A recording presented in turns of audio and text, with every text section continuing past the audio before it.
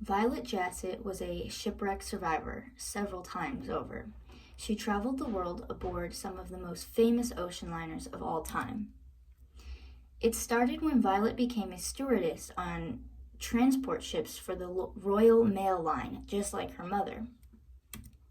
She worked for the Royal Mail Line for quite some time, but was fired for flirting with an officer who was married. It was said that actually he had been flirting with her and she dismissed him, which he did not like. Nevertheless, she did lose her job for this reason. So she went to work at the White Star Line. They had the most luxurious ships, which means they needed the hardest workers. And this was no problem for Violet.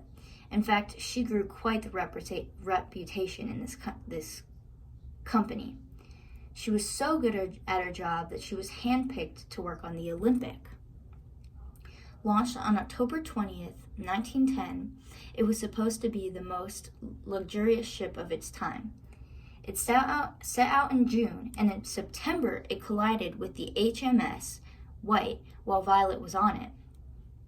Weirdly, she had very little to say about this experience with the collision, which I'm guessing is because shortly after the Olympic wreck, Violet was aboard the Titanic. Yes, she was on the Titanic when it sank. Violet and her co-workers even helped passengers get onto lifeboats safely.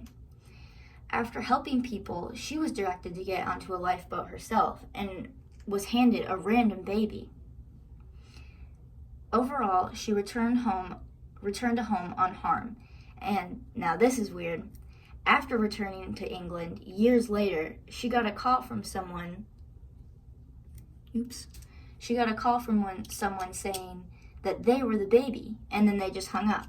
She wasn't sure if it was actually the baby, but it was definitely a weird experience.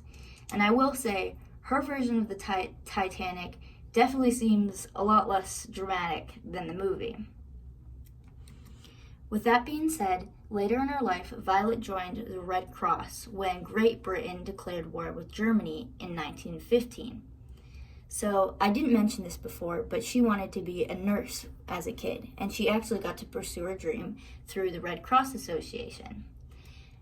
And anyway, from that, she was assigned to another White Star vessel called the Britannic. It too was a big luxurious ship, however, it became a hospital ship during the war. More precautions were made for this ship, knowing that the Titanic had recently sunk. However, that could not stop the boat from sinking after it was hit from a mine in the water near Greece. Yet again, Violet was calm during the shipwreck. However, her description of the Britannic sinking seems far more graphic and scary than the Titanic sinking.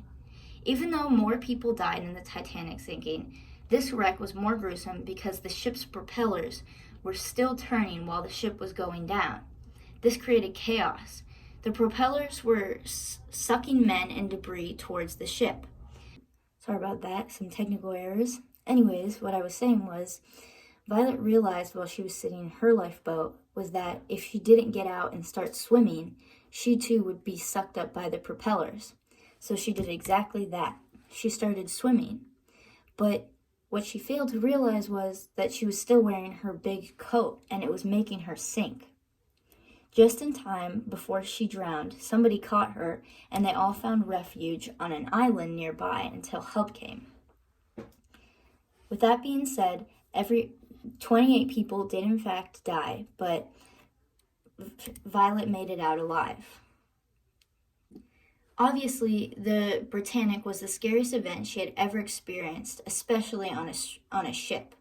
But clearly, this girl has no fear because, once again, Violet went right back to working on more ships, including the Olympic and other ships created by White Star Line, which is totally crazy to me. I would never go on a ship again.